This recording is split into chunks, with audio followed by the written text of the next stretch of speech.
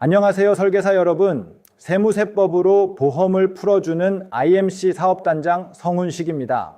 오늘도 현장에서 고군분투 중이시죠? 자산가 고객을 만나 대표님, 자녀분 미래를 위해 보험 하나 준비하시죠? 라고 하면 돌아오는 대답 뻔합니다. 아직 미성년자인데 세금 나오는 거 아니야? 국세청에서 조사 나오면 어떡해? 이런 걱정 때문에 좋은 플랜을 두고도 망설이는 분들이 정말 많습니다. 오늘 이 시간을 통해 고객의 불안을 확신으로 바꿔드릴 미성년자 보험 세무 가이드를 완벽하게 정리해 드리겠습니다. 이제 세금 때문에 계약 놓치는 일은 없으실 겁니다. 고객님들이 가장 오해하시는 부분부터 짚어볼까요? 미성년자 명의로 가입하면 무조건 증여세 내야 한다는 공포입니다. 하지만 팩트는 다릅니다. 증여세가 진짜 문제가 되려면 세 가지 삼박자가 맞아야 합니다. 첫째, 실제 부모가 보험료를 전액 납부했는가? 둘째, 망이의 자녀가 그 보험금을 수령해서 실제 사용했는가? 셋째, 그 금액이 너무 커서 국세청의 정밀조사 대상으로 선정되었는가입니다. 즉, 미성년자 명의라는 이유만으로 무조건 세금이 부과되는 게 아니라 보험금 수령 시점의 상황이 핵심이라는 거죠. 이 논리만 제대로 설명해도 고객의 표정은 금세 밝아집니다.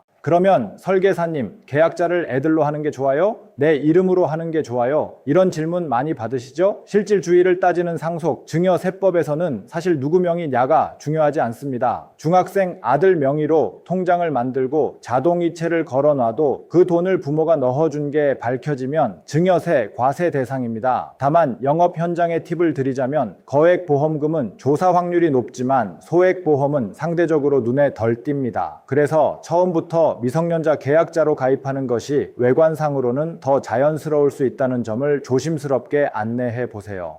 만약 보험이 만기에 가까워졌는데 갑자기 세무조사가 걱정된다면 어떻게 해야 할까요? 여기 아주 영리한 의사결정 방법이 있습니다. 만기 직전에 계약자와 수익자를 자녀에서 부모로 변경하는 겁니다. 혹은 만기 전 중도 인출을 해서 부모가 사용하는 방법도 있죠. 명의는 자녀였지만 부모가 보험료를 냈음을 증명할 수 있다면 실제 돈을 부모가 가져가 사용하는 것은 세무상 아무 문제가 없습니다. 대표님, 상황에 따라 이렇게 유연하게 대처할 수 있으니 일단 지금부터 준비하시는 게 자산관리의 지혜입니다. 라고 말씀하세요. 그렇다면 미성년 자녀의 적정 가입 시기는 언제일까요? 국세청 시각에서 볼 때 최소한 고등학생 이후에 가입하는 것이 리스크를 줄이는 길입니다. 대학생만 돼도 아르바이트 등을 통해 자녀 스스로 소득을 올릴 수 있기 때문이죠.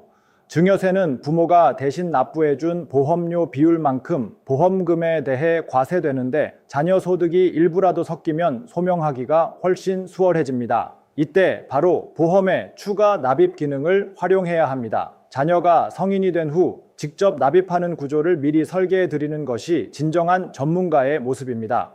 세무서가 보험금 나가는 걸 어떻게 다 알아? 라고 묻는 고객님께는 이 법조문을 보여주세요. 보험사는 보험금, 해약환급금, 중도인출금을 지급할 때 분기마다 국세청에 지급명세서를 제출합니다. 심지어 2014년부터는 계약자를 변경한 내역까지 명의변경 명세서를 통해 실시간 보고하게 되어 있습니다. 대표님, 국세청은 이미 다 보고 있습니다. 편법이 아니라 보험의 절세 기능을 활용해 합법적으로 준비하셔야 합니다. 라고 강조하세요. 연간 수령액이 크면 조사 대상이 될 확률이 높으니 일시금보다는 연금 수령 형태로 쪼개서 받는 전략을 제안하는 것이 유리합니다.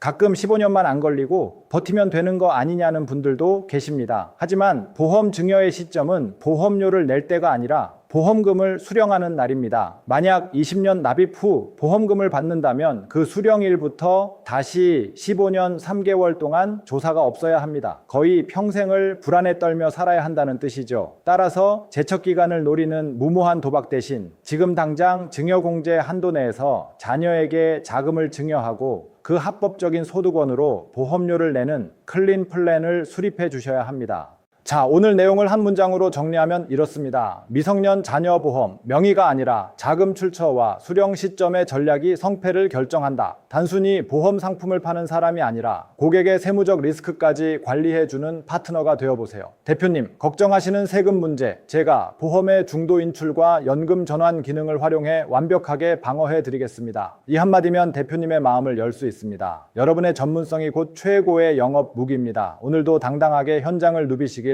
응원합니다.